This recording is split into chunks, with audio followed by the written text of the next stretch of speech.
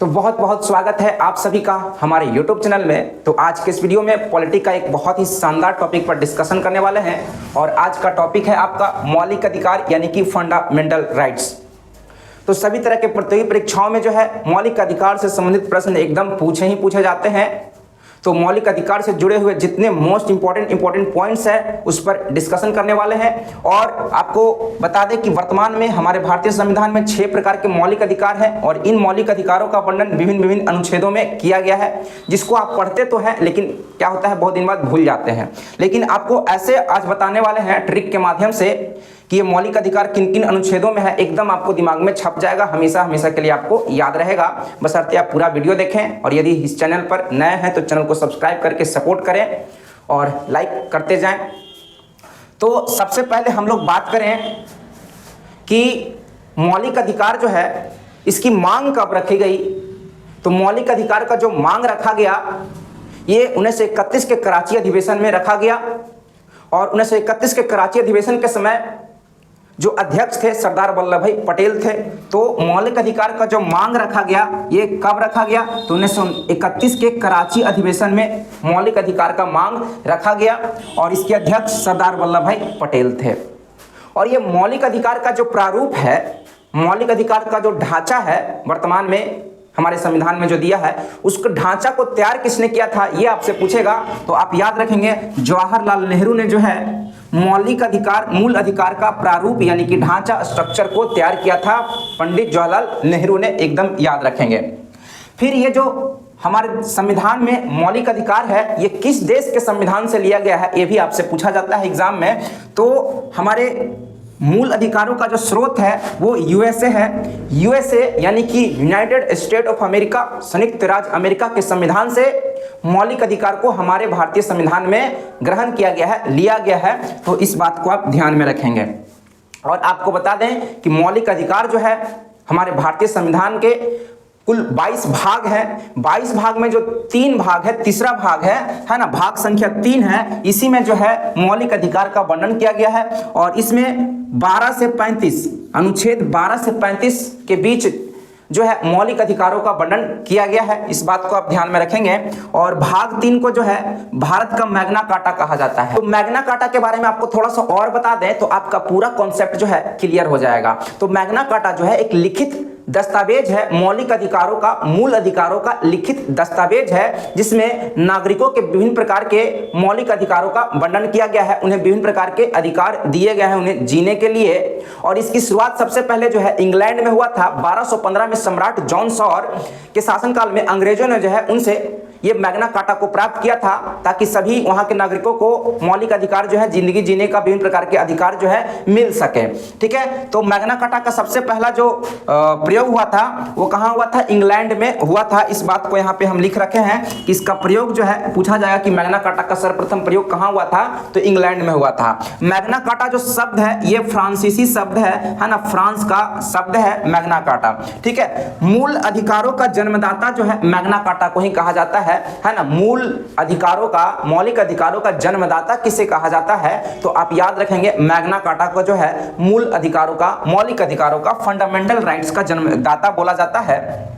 और आपको बता दें कि मौलिक अधिकार जो है वाद योग्य है और संशोधन इसमें हो सकता है। मौलिक अधिकार पर है ना, ये सही है ये गलत है, ये इस तरह का वाद जो है, वाद विवाद जो है मौलिक अधिकार को लेकर के हो सकता है। और मौलिक अधिकार में संशोधन भी किया जा सकता है और इसे निलंबित भी किया जा सकता है ना।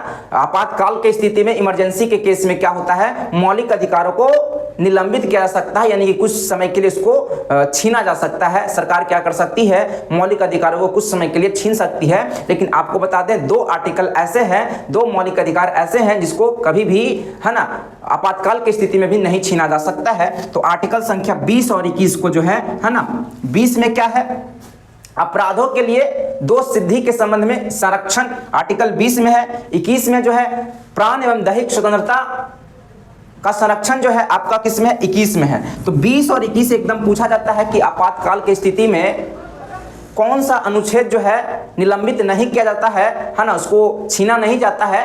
तो अनुच्छेद संख्या 20 और 21 को जो है आपातकाल की स्थिति में भी नहीं छीना जाता है, निलंबित नहीं किया जाता है। ठीक है, तो यहाँ पे एक और पॉइंट है आपका, मौलिक अधिकारों का रक्षक, जो फंडामेंटल राइट्स है उसके रक्षक जो है किसको माना जाता है, तो सुप्रीम कोर्ट को यानी कि सर्वोच्च न्यायालय को और हाई कोर्ट को जो है रक्षक माना जाता है, मौलिक अधिकारों का रक्षक माना जाता है। सुप्रीम कोर्ट जो है आर्टिकल 32 के तहत, अनुच्छेद 32 के तहत जो है 5 प्रकार के रिट जारी करते हैं, है ना। हाई कोर्ट भी जो है मौलिक अधिकारों के रक्षा के लिए क्या करते हैं, नागरिकों के मौलिक अधिकार के रक्षा के लिए 5 प्रकार के रिट जारी करते हैं आर्टिकल 226 के तहत। तो ये बात आप याद रखेंगे कि सुप्रीम कोर्ट जो है आर्टिकल 32 के तहत, किसके तहत, 32 के तहत, है ना, 5 प्रकार के रिट जारी करते हैं मौलिक अधिकारों के रक्षा के लिए। और हाई कोर्ट जो है आर्टिकल 226 के तहत जो है 5 प्रकार के रिट जारी करता है ना। जैसे कि रिट में आपका 5 प्रकार कौन कौन सा होता है, आपका हैबियस कॉर्पस जिसको बंदी प्रत्यक्षीकरण कहते हैं, उत्प्रेषण, अधिकार परीक्षा, है ना, परमादेश, ये सभी क्या है आपका रीट है, 5 प्रकार के रीट हैं, है ना, जो कि हाई कोर्ट और सुप्रीम कोर्ट क्या करता है, मौलिक अधिकारों के रक्षा के लिए इसको क्या करता है, जारी करता है। फिर आपका है इसको निलंबित, तो आपको बता ही दिया कि है ना निलंबित किया जा सकता है ना, मौलिक अधिकारों को निलंबित किया जा सकता है ना। आपातकाल की स्थिति में आपका 352 आर्टिकल के तहत क्या होता है हमारे देश में, जब राष्ट्रीय आपात लगता है, राष्ट्रपति जो है राष्ट्रीय आपात की घोषणा करते हैं आर्टिकल 352 के तहत, तो आर्टिकल 20 और 21 को छोड़ करके और जितने भी अनुच्छेद हैं मौलिक अधिकार के अंतर्गत सबको निलंबित कर दिया जाता है कुछ समय के लिए, जब तक आपात लगा रहेगा तब तक क्या कर दिया जाता है, उसको रोक दिया जाता है। ठीक है।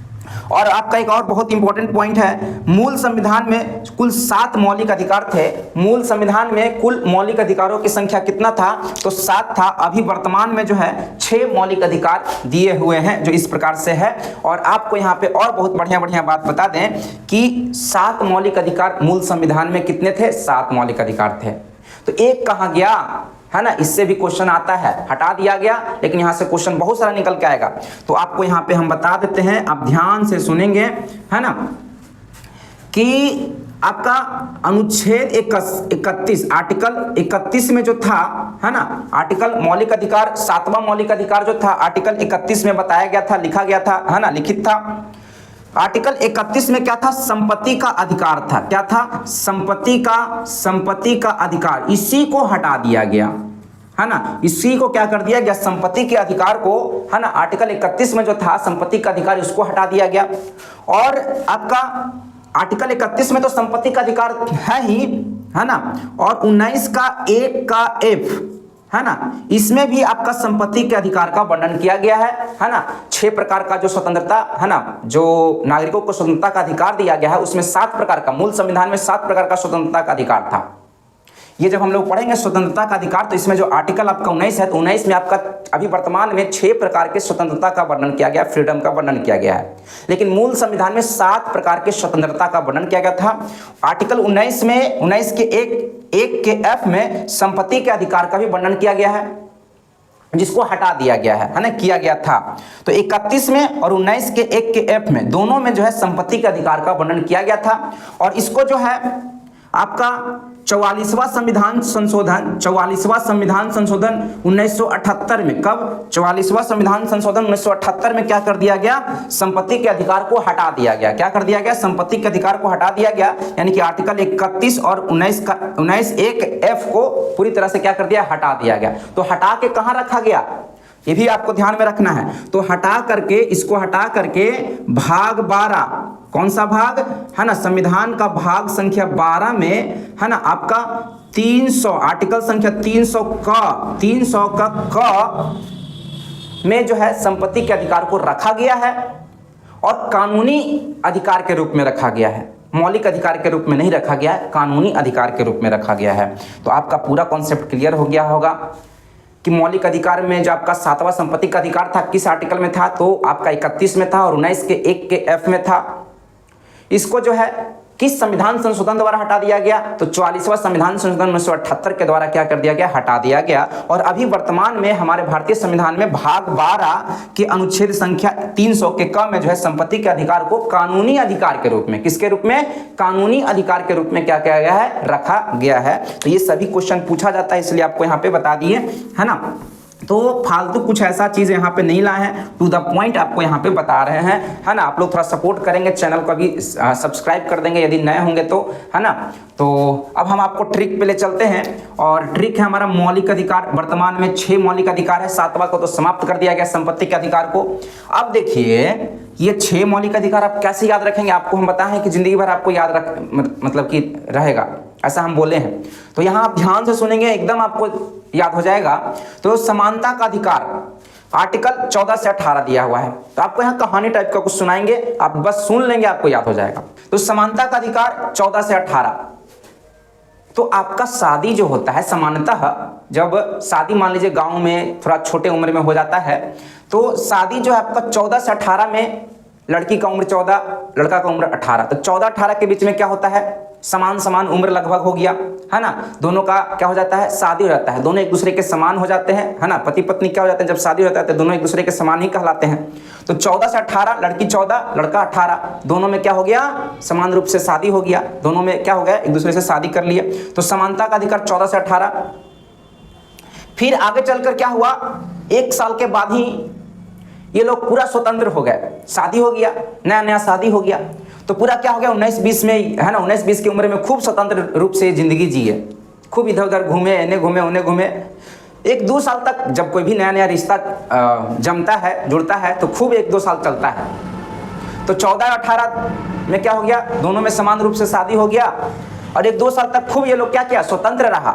19-20 की उम्र तक, है ना, ये लोग को क्या हुआ, पूरा 19 से 22, 19-20, 21-22, ये तो 3 साल तक क्या हुआ, इस पूरा स्वतंत्र रूप से रहा। तो 19 से 22 तक क्या रहा, पूरा स्वतंत्र रहा, ये लोग खूब अपना जिंदगी ऐश मौज किया, स्वतंत्र रहा। आगे जाके क्या होने लगा, अनबन होने लगा। 2-3 साल बीत गया तो क्या होने लगा, अनबन होने लगा, दोनों में क्या होने लगा, विवाद होने लगा, लड़ाई झगड़ा होने लगा। स्वाभाविक, सबके साथ ऐसा ही होता है ना, सामान्य रूप से बोल रहे हैं। तो शोषण के विरुद्ध अधिकार, यानी कि शोषण होने लगा, या लड़का लड़की का शोषण करे या लड़की लड़का का शोषण करे, जो भी हो, एक दूसरे में क्या होने लगा, लड़ाई होने लगा, शोषण वोषण होने लगा। तो 23-24 के उम्र में लड़का लड़की का क्या होने लगा, एक दूसरे का शोषण होने लगा, अनबन होने लगा। तो शोषण के विरुद्ध अधिकार 23 और 24 में।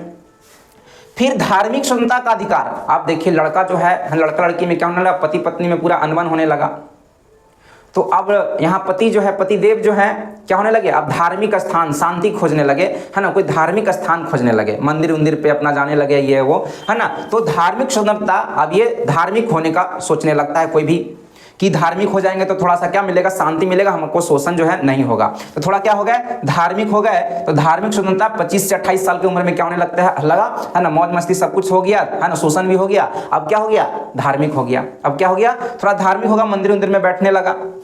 अब देखिए मंदिर में बैठ के धार्मिक हो गया तो थोड़ा सा क्या करने लगा, कुछ धार्मिक किताबें पढ़ने लगा, कुछ संस्कृति शिक्षा से संबंधित जो है कुछ किताबें पढ़ने लगा। तो संस्कृति और शिक्षा संबंधी अधिकार 29-30, 1-2 साल बाद क्या होने लगा, खूब किताब उताब पढ़ने लगा।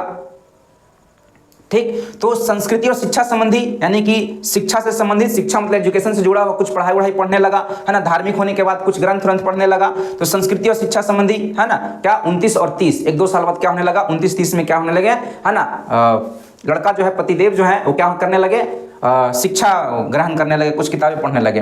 अब उससे भी काम नहीं चल रहा था, किताब उताब पढ़ने से मन को शांति नहीं मिल रहा था। तो अब इसने क्या किया, हाई कोर्ट का, सुप्रीम कोर्ट का क्या किया, दरवाजा खटखटाया। तो संवैधानिक उपचारों का अधिकार, संवैधानिक उपचारों का अधिकार कि अब हमसे सहा नहीं जाएगा, अब चलेंगे कहाँ, हाई कोर्ट चाहे सुप्रीम कोर्ट जाएंगे, और क्या, तलाक तलाक तलाक, समझ रहे हैं। तो कहाँ से संवैधानिक उपचारों का अधिकार, बहुत ज्यादा जब लड़ाई हो जाता है तो क्या हो जाता है, तो संवैधानिक उपचारों का अधिकार आर्टिकल 32 जो है, इसके तहत जो है सुप्रीम कोर्ट 5 प्रकार का रिट जारी करता है नागरिकों को उसके मौलिक अधिकार को दिलाने के लिए, है ना।